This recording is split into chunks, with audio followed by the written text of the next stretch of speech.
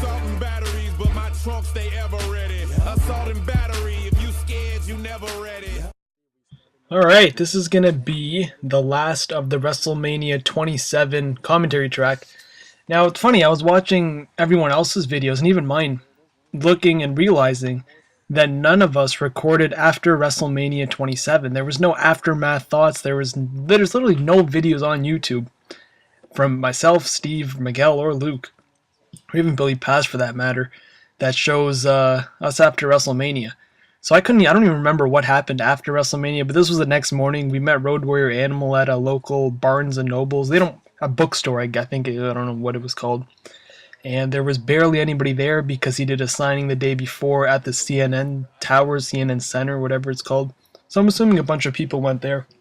So we got there about an hour early. We were, I think, one of the first few in line, and then there wasn't too many people after that. Bought the book, got a figure signed, got a picture taken, and that was it. That was the first stop to the place that was talked about for many months prior to the trip. And fortunately, not everyone could go. Here we are dropping Billy Paz off, and this was at the Atlanta airport. So he spent more time with us than we like. It isn't like he sat with us at all the shows, but he spent all Thursday with us without at the mall and stuff, and then WrestleMania even after he kind of minded his own business on one hand, but for a lot of the time he was really like a part of the clique, if you can even say that. You got to know him really well for this whole trip, and I still keep in touch with him to this day. I know he's not on YouTube that much, but Zap, this is the joke. When you spell Paz backwards, you get Zap. And this is where the whole thing started, where you call someone a bitch and you drive off. Hey Paz, you're a bitch, and you drive off. Oh, that's still, I can only imagine what's going through that guy's head right now. He's probably like, these fucking idiots, yo, fuck him, man, fuck him. But here we are, coming to the Chris Benoit house, and I've talked about this on many occasions, made video after video, but I can't tell you how creepy it was going up to that house, and just even getting there, how much forest area you have to go through. And there was already rocks that were set up on the ledge, and I decided to grab the biggest one possible. It's actually the first one I saw. Picked it up, and if you listen to the actual video, you hear Luke say, hey, you want to break that up into little pieces and split it? No, you get your own rock, and I'll take this. And so I stuffed that in the bag. That was a couple pounder thing there, but luckily I had enough room to fit everything in. I think there's a picture of Luke who was very uncomfortable that whole weekend.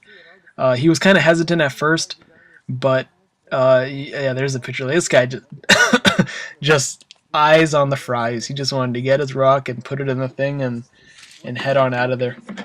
And I'm just giving my thoughts on pretty much just the isolation of the whole place, where there's nothing in sight, and you can literally hear a dime drop on the ground. I think that's an exact wording I used in the video.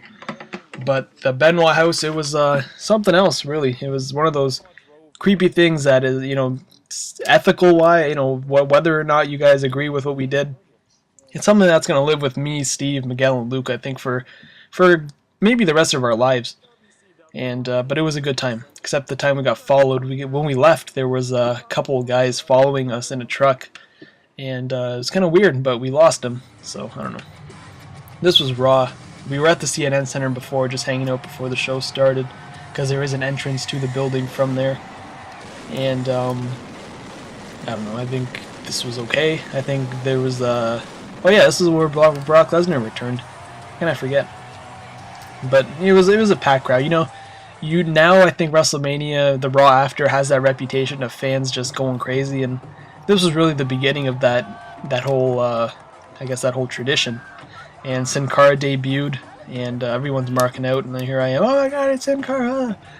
And so Sin Cara debuted, but yeah, back like I was saying, just Raw after Mania is just one of those things. I know people don't, only 20,000 people can go. In reality, you got 70 to 80,000 people at WrestleMania the night before, and you're only a quarter of those people, if even that, a little more or less, are going to get into Raw the next night. So it's always a good time. I know guys fly out Monday morning, but for me the trip's always Wednesday or Thursday to the next Tuesday. and that's how I think it's going to be for at least until I stop going. And this is when the WrestleMania 28 match was announced, and this is where I decided that, hey, I'm going to WrestleMania 28, like literally right on that spot where it's like Rock vs. Cena 1 year in the making. I wasn't planning on going to Miami, but after that match, it was 100%. What's happening here? Oh, this was the snowstorm. I just took a sip of water. There was a huge storm. It was like the announcement just tore everything apart. Mother Nature just went crazy, and they decided a storm I've never seen before to this day. The worst thunderstorm I've ever witnessed in my life happened in Atlanta the night, literally minutes after Raw in Atlanta. Here's hard nips. You got hard nips from Steve. It was nice, and then it just went nuts.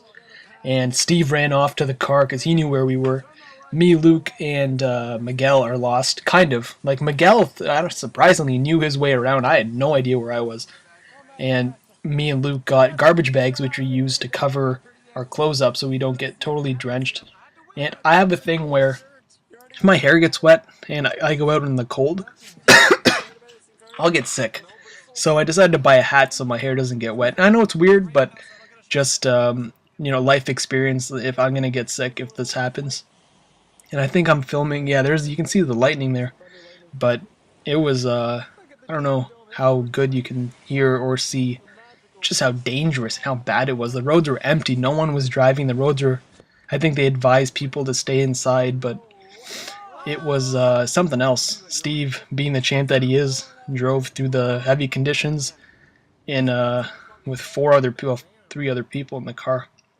So this was the next night. I'm surprised I didn't record the right after Raw. We went to a Waffle House, and that was the fun, most amazing time, I think, the whole trip to this day. The Waffle House trip with myself, Steve, and Miguel. We were drinking, and we were like talking with the waitress there. Her name was Callie. She had a kid. So you guys can watch Steve and Miguel's video. They got a lot more on that. So we packed. We left the graveyard of beer bottles, and I don't know why I look like a big tool, but here we are going. I think we dropped off Miguel, or we're on our way to drop off Miguel. Maybe we already did. I'm not sure. No, I think we haven't yet. But Miguel's in the front seat probably. We have to drop Miguel off in Atlanta, and then me, Luke, and Steve drive to Birmingham, and we take off from there. Actually, I drove. Funny you say. I drove through Atlanta to Birmingham, only to fly back to Atlanta and then go to Toronto. I don't know why I didn't just book my flight where I got off in Atlanta with Miguel, but now that I think about it, I'm a big dummy. I think I'm singing Lady Gaga here, but it's always funny how when they ask where I'm going, I say Atlanta, but I'm actually going to Birmingham. So here goes Miguel, and gets out of the car. I think Steve gets out of the car with him to help him unpack, and Miguel's looking for his send-off, and why? Oh, he's forgot his bag. His bag was in the back seat, so I handed him his bag. And this is how casual. This was the first time meeting, so we just spent the weekend together, and I was bringing this up with Miguel. I'm like, hey, you know what I said to you the weekend we spent together? Here's Steve and Miguel give each other a hug.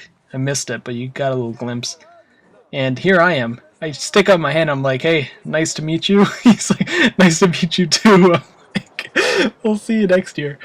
I'm like, it was a bit of pleasure hanging out with you. Here he is asking for his send-off, and I guess it was kind of a fail there, but Miguel's a good guy. He was a good commodity on the trip. Always a good time having him around.